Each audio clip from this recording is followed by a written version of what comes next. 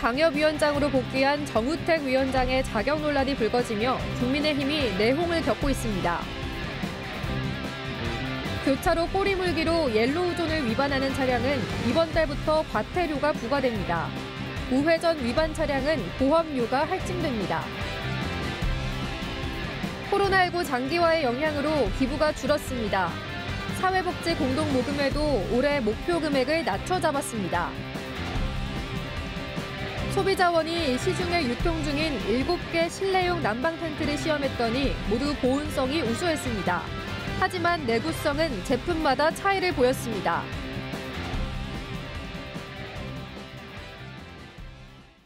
여러분 안녕하십니까? 계속해서 뉴스투데이 충북 소식입니다. 어제 충북 코로나19 발생 현황부터 알아보겠습니다. 신규 발생 확진 환자는 48명입니다. 지역별로는 청주 11명, 충주 5명, 괴산 4명, 진천 27명, 증평 1명이 확진됐습니다. 충북 누적 환자는 12,182명, 누적 사망은 120명입니다. 청주 상당 국회의원 재선거를 50여일 앞두고 국민의힘이 혼란에 빠졌습니다. 정우택 상당 당협위원장의 임명이 중앙당 최고위원의 승인 없이 이뤄져 무효라는 논란이 불거진 건데요. 당 최고위가 당협위원장 재임명 없이 공천 절차 돌입을 결정한 것으로 알려지면서 당내 경쟁 구도에 어떤 파장을 불러올지 관심입니다. 정재영 기자의 보도입니다. 지난달 10일 국민의힘 청주 상당 당협위원장에 임명된 정우택 예비후보. 당협위원장은 선거를 앞두고 해당 지역 조직과 당원 관리 등을 총괄하기 때문에 보통 공천 1순위로 꼽힙니다. 정우택 상당 당협위원장의 임명이 뒤늦게 논란이 된 건 국민의힘 당헌 당규상 필요한 중앙당 최고위원회 승인을 받지 않은 사실이 드러났기 때문입니다. 당시 권성동 사무총장은 최고위원회가 임명안을 보류했는데도 협의 없이 임명을 진행한 걸로 전해집니다. 이른바 최고위 패싱인데 최고위원들 사이에선 임명 무효라는 주장까지 나오고 있습니다. 승인을 해야 되는데 그 승인 절차 없이 그러니까 결국은 절차상 하자가 있는 행위고 그것은 효과가 없는 행위가 돼버린 거죠. 김재원 의원은 또 재보궐선거가 임박한 만큼 위원장 임명 없이 원점에서 공천 절차를 진행하기로 이미 결론이 났다고 덧붙였습니다. 이렇게 되면 정우택 예비후보의 상당 당협위원장 자격은 흔들릴 수밖에 없는 상황. 때마침 예비후보 등록을 한 당내 경쟁자 윤갑근 전 충북도당 위원장은 규정이 지켜지지 않은 건 명백하다며 제대로 바로잡아야 한다고 목소리를 높였습니다. 당협위원장이라는 지위를 이용해서 만들어놓은 모든 것을 원천 무효시키고 제가 당협위원장으로 복귀를 해서 제 체제가 다시 역할을 해야 되는 상황인 것이죠. 자신을 둘러싼 논란에도 30대 여성을 캠프 선대위원장에 임명하며 예정된 일정을 소화한 정우택 예비후보는 입장을 묻는 질문에 언급하고 싶지 않다며 말을 아꼈습니다. 국민의힘은 오는 13일 최고위에서 공관위 구성 등 재보궐 공천 관련 논의를 시작할 예정인데 이른바 패싱 임명에 대한 언급도 나올 것으로 보여 논란이 어떻게 매듭지어질지 지켜볼 일입니다. MBC 뉴스 정재영입니다. 충북을 비롯한 전국의 시민사회 활동가 등으로 구성된 개헌국민연대가 국회와 정치권에 개헌을 거듭 촉구했습니다. 개헌국민연대는 어제 국회에서 기자회견을 갖고 박병석 의장까지 나서 개헌을 촉구하고 있지만 돌아오지 않는 메아리가 되고 있다며 대선 후보와 정당은 개헌의 방향과 방안, 추진 일정 등을 즉각 밝히라고 촉구했습니다. 개헌국민연대는 또 국회 정치개혁특별위원회는 개헌을 공식 의제로 채택해 여야 간의 이견이 적은 부분부터 합의해 신속하게 개헌하라고 요구했습니다. 새해에는 교통법규 위반에 대한 단속과 처벌이 강화됩니다. 충북 지역은 당장 이달부터 옐로우존 단속에 들어가고 보행자가 길을 건널 때 우회전을 하다 적발되면 보험료가 할증됩니다. 김은초 기자가 정리해드립니다. 출근 시간 청주 도심의 교차로 한복판. 차량 여러 대가 꼬리물기로 늘어섰습니다. 보행 신호가 초록불로 바뀌자 멈춰선 차들 사이로 사람들이 아슬아슬 길을 건넙니다. 경찰이 교차로를 빠져나가지 못한 차량들을 단속 카메라로 촬영합니다. 과태료 5만 원 대상입니다. 옐로우존 시범 운영을 한 지난 2달 동안 이렇게 적발된 차량은 350여 대. 지금까지는 계도장 발부에 그쳤지만 15일부터는 과태료가 부과됩니다. 옐로우존이 막히게 되면 다른 방면에서 진행하는 차량들이 교차로에 정체가 되고 그 정체로 인해 가지고 진행할 수가 없게 돼서 또 다른 교차로, 초록색 불이 들어온 횡단보도를 한 학생이 뛰어 건너는데 그 옆으로 버스가 위태롭게 우회전을 합니다. 보행자들이 길을 건너는데도 차량들이 아랑곳하지 않고 횡단보도를 지납니다. 파란불이면 좀 편안하게 건너야 되는데 우측에서 차들이 신호등을 보지 않고 오기 때문에 좀 위험하다고 좀 생각을 합니다. 횡단보도를 건너는 보행자가 있을 때 우회전을 하다 적발되면 최대 8만 원의 과태료가 부과되는데 올해부터는 여기에 더해 보험료까지 최대 10% 할증됩니다. 스쿨존이나 실버존에서는 과속으로 한 번만 적발돼도 보험료가 5% 늘어날 수 있습니다.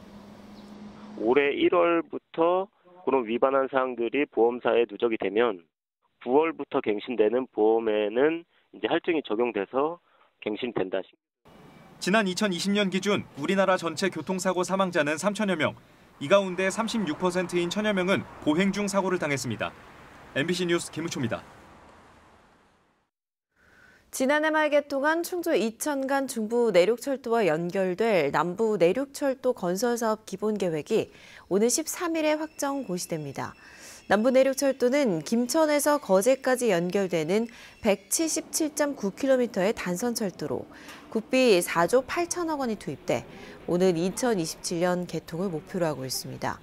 건설이 완료되면 수서에서 출발한 KTX SRT가 이천, 음성, 충주를 지나는 중부 내륙철도를 거쳐 예비 타당성 조사 중인 문경, 김천 간 단선철도를 지나 거제까지 연결될 예정입니다. 코로나19가 장기화되면서 도움이 필요한 이웃이 늘고 있습니다. 그런데 그만큼 힘들어서일까요? 지난해 뜨거웠던 사랑의 온도탑도 올해는 주춤하고 있습니다. 김영일 기자입니다. 쌀쌀한 날씨에도 노인종합복지관에는 오전부터 노인들의 발길이 끊이지 않습니다. 무료로 나눠주는 쌀과 반찬을 받으러 온 어르신들입니다. 이거 버섯 들깨탕 몸에 좋은 단백질 식품 많이 들었고요. 고기하고 도라지 그리고 버섯 들깨탕과 각종 밑반찬 그리고 떡과 우유까지 푸짐합니다. 아니, 반찬을 하는 것보다 여기서 주는 것만 가져도 충분해 혼자 먹으니까. 거동이 불편한 어르신에게는 자원봉사자들이 직접 배달도 합니다. 네, 안녕하세요. 잘 지내셨어요? 네. 코로나19로 찾아오는 사람마저 줄어 적적하던 할머니는 반찬도 고맙지만 얘기를 나눌 수 있어 더 좋습니다. 너무 잘해주고 또 잘 챙겨주고 이러니까 딴 데 가면 어디 이렇게 해주겠어요. 그러니까 사람을 요새 못 만나잖아요. 자치단체와 사회복지 공동모금회의 지원이 큰 힘이 되고 있지만 올해는 사정이 좀 더 빠듯할 것으로 보입니다. 코로나19 장기화로 기부가 지난해보다 줄었기 때문입니다. 이에 따라 공동모금회는 올해 사랑의 온도탑 목표 금액도 지난해보다 20% 낮춰 잡았습니다. 개인 기부액이 7억 원 이상 감소한 데다 기업 모금액도 2억 6천만 원 이상 줄었습니다. 어쨌든 작년에 지원을 받았던 분들은 올해도 또 지원을 해줘야 되는 부분인데 80% 수준이면은 아무래도 사업을 진행하기가 어려움이 있습니다. 코로나19로 주변을 돌아볼 여유가 부족한 요즘이지만 여전히 우리 주변에는 따뜻한 관심과 도움이 필요한 이웃들이 온정의 손길을 기다리고 있습니다. MBC 뉴스 김영일입니다. 더불어민주당 오선인 변재일 국회의원이 이재명 대통령 후보 직속 특임 본부장을 맡았습니다. 변 의원은 이재명 후보가 신경제 비전 선포식에서 발표한 것처럼 대전환의 골든타임을 놓치지 않도록 선두에 서서 최선을 다하겠다고 밝혔습니다.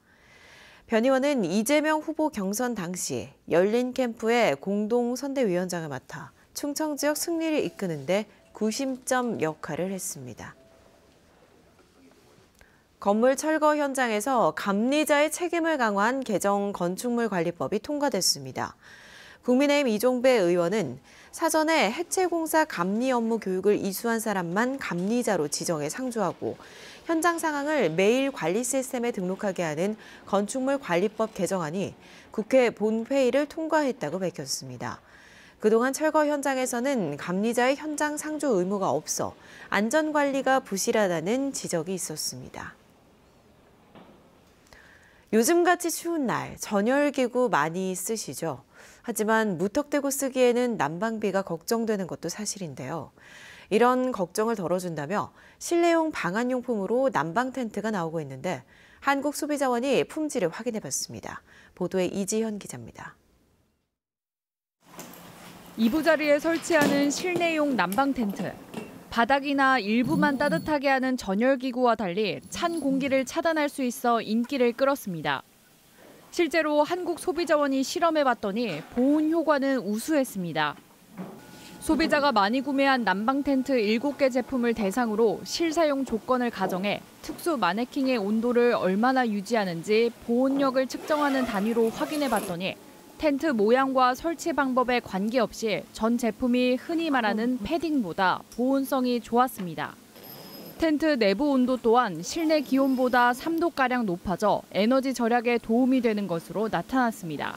사람의 체온과 유사한 35도를 유지하는 특수 마네킹을 이용해 보온성을 측정하였습니다. 아웃도어 파카나 다운 자켓보다 따뜻해 보온 성능이 우수하였습니다.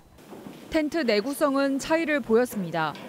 지지대 강도는 따수미, 알프랑, 카즈미 3개 시험 제품이 상대적으로 높았고 텐트를 감싸는 천은 따숲 시험 제품이 당기거나 찢는 힘에서 모두 평균 이상의 강도를 견뎌냈습니다. 전 제품 유해 물질은 검출되지 않았지만 치수와 제조 연월 등 반드시 표기해야 하는 10개 항목을 제품마다 조금씩 누락했고 알프랑 시험 제품은 불에 타지 않게 막아준다고 표기한 것과 달리 방염 성능이 없어 지적됐습니다. 소방청 고시에 따른 방염 성능을 갖추지 못한 것으로 확인되어 표시사항의 개선이 필요하였습니다. 소비자의 요구가 있을 때 반품 환불할 예정임을 저희원에 회신하였습니다. 소비자원은 중독과 질식 사고를 막기 위해 텐트 안에서는 추가로 가스 난방기기를 쓰지 말 것을 당부했습니다. MBC 뉴스 이지연입니다. 주민 반발 속에 괴산읍 신기리에 추진 중인 의료 폐기물 소각시설과 관련해 괴산군이 업체가 제출한 허가기간 연장을 불허해달라고 원주지방환경청에 건의했습니다. 이차영 괴산군수와 신동은 군의회 의장은 원주지방환경청을 찾아 주민 환경 피해 등을 이유로 허가기간을 연장하지 말아달라고 요청했습니다. 이 업체는 지난 2019년 하루 86.4톤의 의료 폐기물을 처리할 수 있는 소각시설을 건립하겠다며 사업계획서를 제출해 적합 통보를 받았으나 오는 16일 허가기간 만료를 앞두고 연장을 신청했습니다. 올해 충청북도 중소중견기업 무역통상진흥시책이 확정됐습니다. 충청북도는 지난해보다 9억 9천만 원이 늘어난 85억 6천만 원을 투입해 85개 무역통상진흥시책에서 4,696개 기업을 지원할 계획입니다. 올해는 글로벌 교역 회복에 따라 해외 전략시장 진출을 촉진하고 코로나19 오미크론 확산에 대비한 지원을 우선적으로 추진합니다. 충청북도 무역통상진흥시책은 충북 글로벌 마케팅 시스템에서 확인해 공고가 나면 온라인으로 신청하면 됩니다.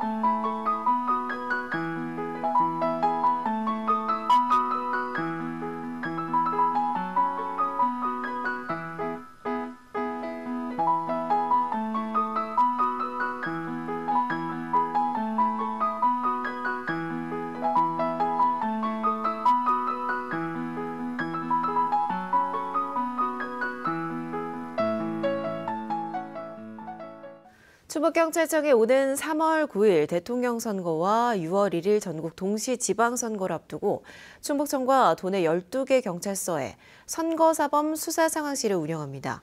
경찰은 상황실을 중심으로 24시간 대응 체계를 갖추고 금품 수수와 허위사실 유포, 공무원 선거 관여, 선거 폭력, 불법 단체 동원 등 5대 선거 범죄를 중점 단속할 계획입니다. 코레일이 설 연휴 열차 승차권 예배를 어제부터 사흘 동안 온라인과 전화로 진행합니다. 어제는 노인과 장애인 등 정보와 취약계층을 대상으로 전 노선 예약을 받았습니다. 전 국민을 대상으로 하는 예약은 오늘과 내일 이틀 동안 진행됩니다. 잔여석은 내일 오후 3시부터 역사와 홈페이지 등 온오프라인에서 판매합니다.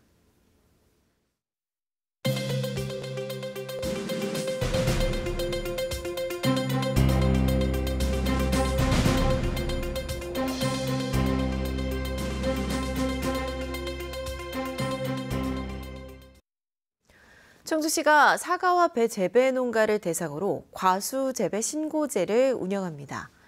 행정명령으로 이루어지는 신고제에 따라 충주 지역 내 모든 사과, 배 농가는 과수원 지번, 면적, 식재 연도, 경작수, 임대 여부 등을 정확히 파악해 신고해야 합니다.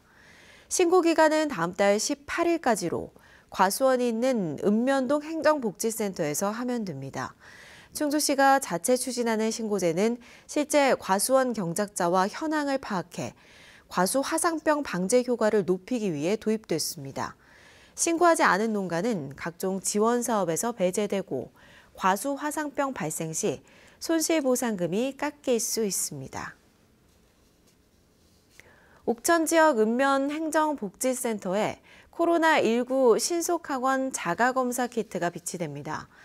옥천군 보건소는 설 명절을 앞두고 여건상 즉각적으로 PCR 검사가 어려운 농촌 지역 주민들을 고려해 읍면 행정복지센터마다 코로나19 검사 키트를 비치해 누구나 선제 검사를 할 수 있도록 했습니다. 제천 의림지에 자동차 극장 조성이 추진됩니다. 제천시는 문체부 계획공모형 지역 관광개발 사업공모에 선정됨에 따라 5억 원을 들여 의림지 수리공원 주차장에 길이 20m, 높이 11.7m의 영상 스크린을 설치할 계획입니다. 이를 위한 첫 절차로 문화재 현상 변경 대상인 의림지에 대한 허가 심의서를 문화재청에 조만간 제출할 계획입니다. 청주시가 올해부터 인상했던 상하수도 요금을 다음 달부터 한시적으로 10% 내립니다. 청주시는 코로나19 장기화에 따른 서민 경제 부담을 고려한다며 다음 달부터 7월까지 반년 동안 상수도와 하수도 요금의 10%를 일괄 감면 적용해 부과하기로 결정했습니다. 청주 지역 상하수도 감면 조치는 지난해 6월부터 반년 동안 시행됐다가 종료 한 달 만에 다시 적용되는 것입니다. 한편 청주시는 요금 현실화를 이유로 올해부터 하수도 요금은 전년 대비 25%, 상수도 요금은 7에서 8% 각각 인상했습니다. 진천군이 국세청 자료를 분석한 결과 근로자의 임금 수준이 도내 시군 가운데 가장 우수한 것으로 나타났다고 밝혔습니다. 2020년 원청징수지별 근로소득 연말 정산 신고 현황에 따르면 진천군은 근로자 5만 2,462명의 연간 평균 급여가 3,874만 원으로 3년 연속 도내 1위를 차지했습니다. 이는 도내 평균 3,550만 원보다는 9.1%가 높은 것으로 전국 평균 3,848만 원보다 더 높은 지역은 도내에서 진천군이 유일했습니다. 제천시가 충북자치연수원 편입부지에 대한 2차 협의 보상을 추진합니다. 제천시는 오늘 25일까지 15일간 토지 소유자와 이해관계인의 의견을 받은 뒤 다음 달 감정평가를 진행해 아직 수용하지 못한 17필지 2만 3천여 제곱미터에 대한 2차 협의 보상을 추진한다고 밝혔습니다. 이후에는 중앙토지수용위원회 심의를 거쳐 강제 수용 절차를 밟을 예정입니다. 뉴스데이 충북 소식 마칩니다. 고맙습니다.